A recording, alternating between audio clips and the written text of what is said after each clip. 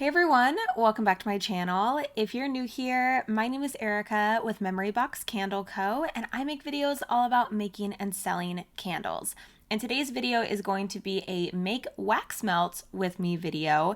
And I'm going to do kind of like what I did on one of my previous make candles with me videos, where I talk more about the process while it's going on. I may possibly go off on some tangents along the way, but we'll see how that goes. So what I'm doing right now is I'm just prepping all the fragrance oils for the wax melt making process.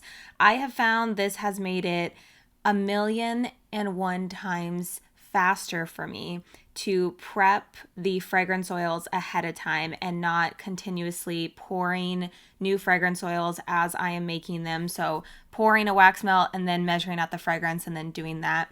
I just like to have it prepped and ready to go. Sometimes what I'll do is I will get out a sheet of paper and I will write down the fragrance oils, especially if it's more complicated. If I'm doing wax melts and then both sizes of my candles on the same day, I'll have to do that because it can get a little complicated and I want to stay organized. But when it comes to this, what I have done is actually I have put each of the little silicone measuring cups, which I got those off of Amazon.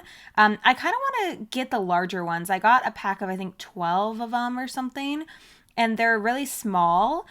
They've worked for me so far, but most of the time when I make candles, I have to use two for the batches of candles that I make, and I just really want to get the larger ones. But what I did just now with the fragrance oil bottle is there was not enough in the one that was left over. So I poured a little bit into the empty one just so I had more control. I find that I don't have as much control over the fragrance oil bottle when there's so much in there. And I know there's tips and stuff. You can put a stick inside of the fragrance oil bottle and pour so that it doesn't spill out. So I totally get that. But for me, I just thought in that moment it was easier. But those little brown boxes, those are my sample packs. So I don't actually sell those. I just use them for the samples that go inside all of my orders. So I just put each fragrance oil next to each of the brown boxes so I know which fragrance oil is which. Now I go over to my lovely wax melter and I use my scale. I test the temperature of the wax, which was about 195. So I know, knowing that my thermometer is about 5 to 10 degrees off, that the wax temperature was about 185 to 190, which was perfect. And then I measure out 585 grams. So I measure out 585 grams and then I pour in 90 grams of fragrance oil. You can do the calculations for ounces if you're not too familiar with grams. But I just pour in what I need, which is 585, and then I'll pour in the fragrance oil and mix it for about 45 to 60 seconds. And then I'll test the temperature of the wax just to make sure that it is not too hot, because with the plastics of the wax melt molds, I don't want it to melt through. I think I've had an issue with that before. So then I just take my thermometer, I test it, and as long as it's under 160 degrees, which technically it is, then I can go through and pour it.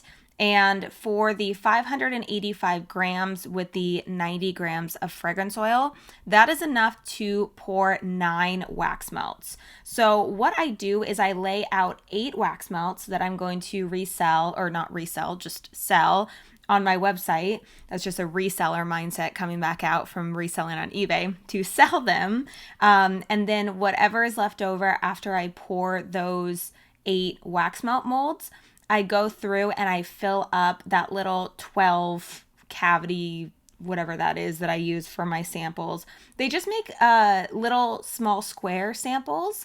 And I have obviously used them before. I have, the bestseller sample pack, which I have not restocked on my website in a long time. I think I even removed that listing because I'm like, it takes a long time to make those. And it's, I know there's many other jobs in the world that is harder than pouring wax melts, but when I say back-breaking work, holy moly, I'm just like bending over and pouring, and it can be a lot, as you can imagine. So So that's kind of why I haven't really restocked those recently, but I do use them. And as you can see, there's a little sticker down there. It says Vacation Island. I put a little sticker on there, and I have designated wax melt holders that I use that I'm pouring right now. I have those for each of my scents, and that's how I stay organized. I reuse them, so I'm not just tossing them out every time. I definitely reuse them all the time.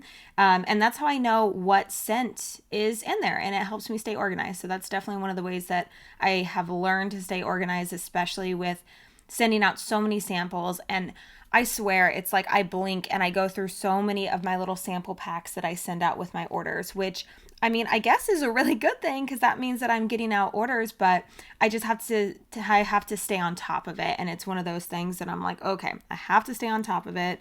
And sometimes I'll forget. Like this morning, I just did orders and I had to spend an extra 25 minutes to set up the sample packs because I did not do that ahead of time. So that's definitely something that I need to keep track of and, keep on.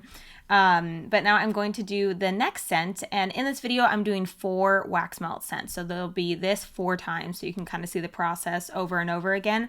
It's very self-explanatory. I'm a pretty, I want to say chill. I don't know. I'm pretty easygoing when it comes to candle making, which is pretty hilarious because the majority of things in life, I wouldn't consider myself a very easygoing, go with the flow kind of person.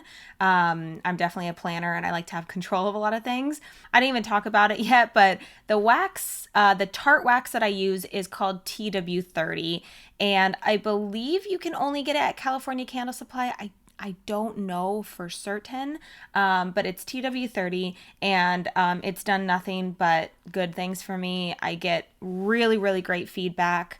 The fragrance oil percentage that I choose to use and I've been using from the beginning is 15%, which sounds like ridiculous and too much. And to be honest, part of me is kind of in agreement of that, but it's hard to change because I've gotten such good feedback from it, and this wax can hold up to, I believe, 18%.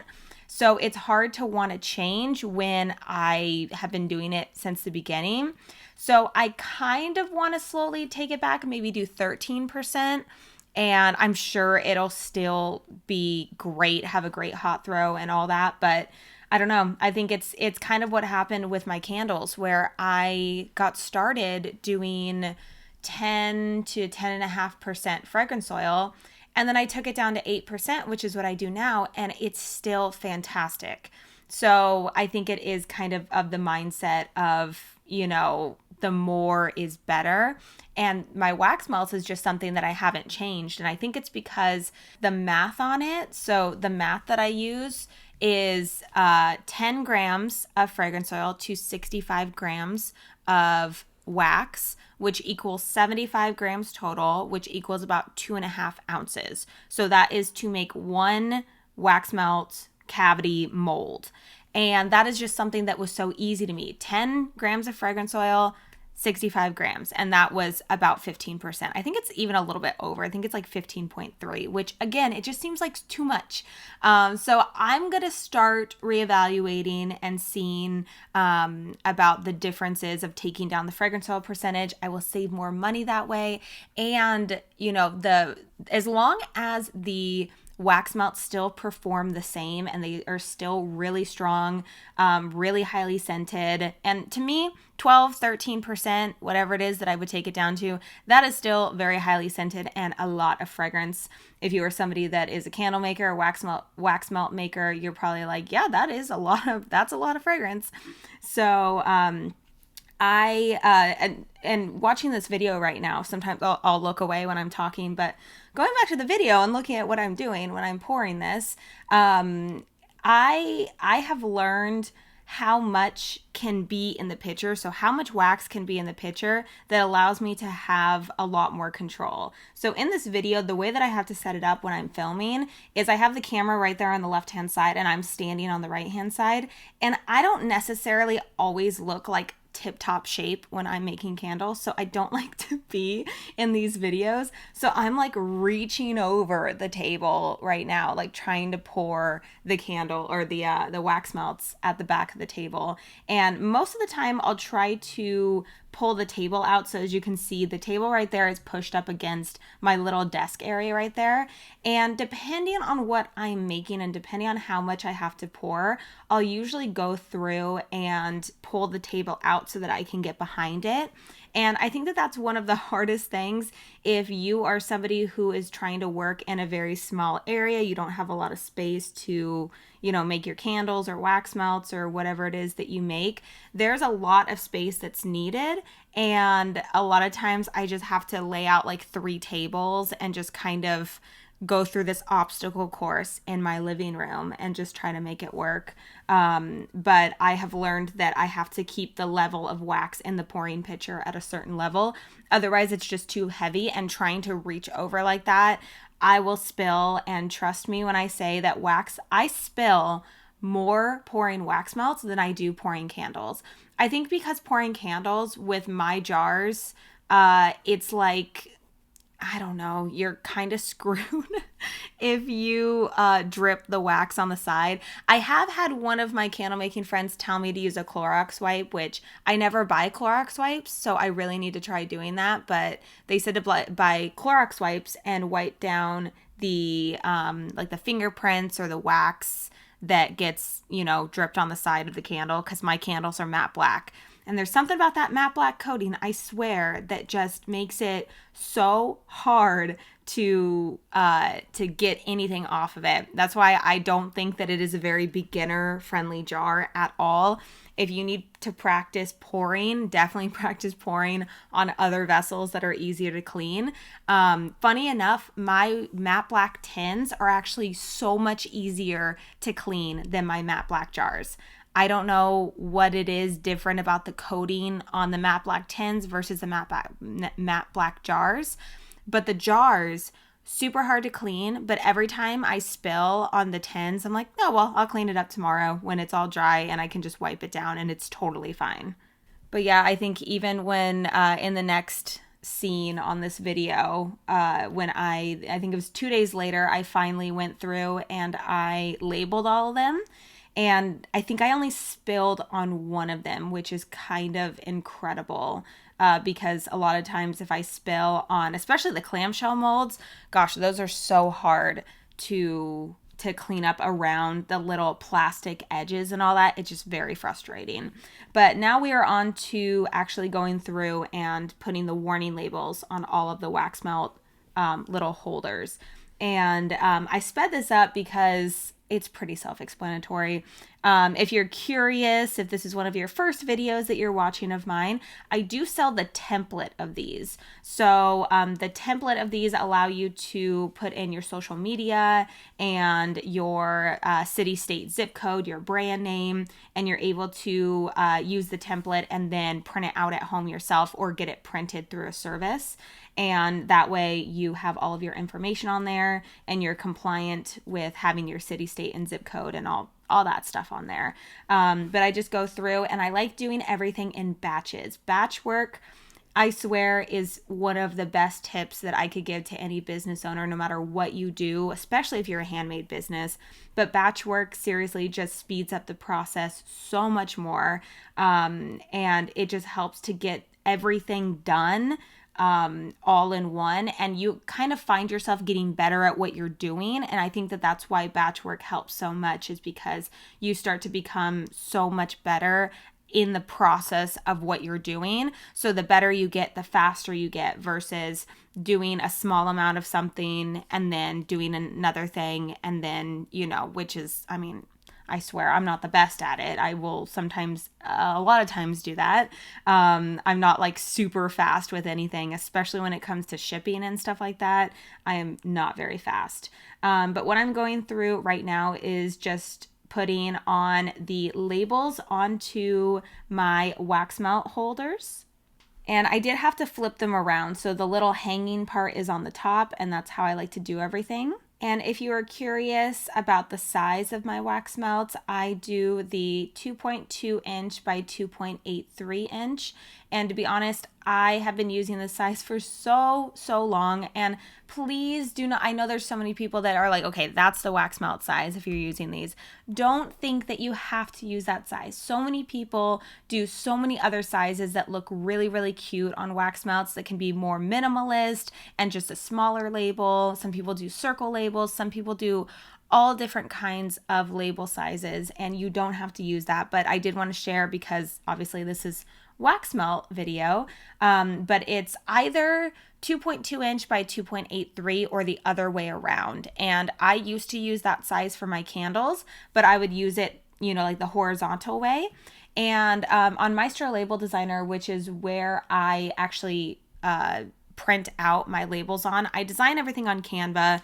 I export the image, I upload it onto Maestro Label Designer, and then I go through and format everything to the labels because I order all of my labels from Online Labels, and that is their software, so it just kind of matches up with their size labels. So that's just easiest for me and the only way that I really know how to do it. But going through on there, there's a way that you can actually flip the image. So if you're working with a certain size, you can go on there and you can actually flip the image. So it can either be vertical or horizontal. So you can work with the label however you want. So I just, obviously with this, I keep it the vertical way. And then I just go through and I add them all on there. And this is one thing that my boyfriend has a hard time with labeling. He does a lot of things for me, but labeling is one of the things that he's a little nervous about, only because it can be a little precise, and I'm not even precise all the time. I mean, I'm not sitting there like trying to make sure that it's perfectly exactly on there. Obviously you do want to do your best with it, and it does definitely take a lot of practice to do that, but it's not something that, I mean, I think on one of these, I had it a little bit further on the right-hand side, and I didn't really think anything of it. I don't think that it, you know, is going to defect the product or anything like that. I think that when you're going through the process of putting the labels on there, it just becomes so much easier the more you do it. And I think that a lot of times people struggle, especially with candles. Candle labels can be very frustrating in and of itself, just trying to get it even and straight and making sure that it's on there properly. And wax melts, I actually think this size, if you're curious about working with this size on this kind of wax melt clamshell mold, it's one of the ones that are easier because it's almost the same size. It's not quite the exact same size, but it's almost the same size. And you can't really mess up too much on it. So it'd be a good one to practice on. But this is pretty much my entire process. A lot of times when I make wax melts, I will make those little sample pack holders as well, because if I'm pouring anyways, it makes the most sense to pour the samples as well. I used to not do that and just pour the samples separately, but then I'm like, you know what, I'm wasting time doing that, so I might as well do that. It just makes the most sense. But yeah, it's a pretty self-explanatory process. As you can see, it is just heating up the wax, getting it to that temperature, pouring in your fragrance oil, making sure that your calculations are correct with the amount of percentage that you want to do, and then just pouring them, letting them completely solidify, let them sit overnight, and then package them up. And it's just amazing. I love wax melts so much. They have been so amazing for my business. I've gotten nothing but great feedback on them. So many people love them. I just had somebody order like 12 or 14 wax melts from me. I'm like, oh my gosh. So I'm really glad I'm making more. But with that, I think I'm going to end today's video right here. I hope I gave enough information about the process. I know it's pretty simple and self-explanatory, but I know that it's really helpful to hear more information as I am doing it. If you have any more questions, feel free to leave them in the comment section down below. If you enjoyed today's video, make sure to leave it a thumbs up, as well as subscribe to the channel if you haven't already. Also, don't forget to follow me over on Instagram at Memory Box Candle Co. And I will see you guys in the next video. Bye, guys.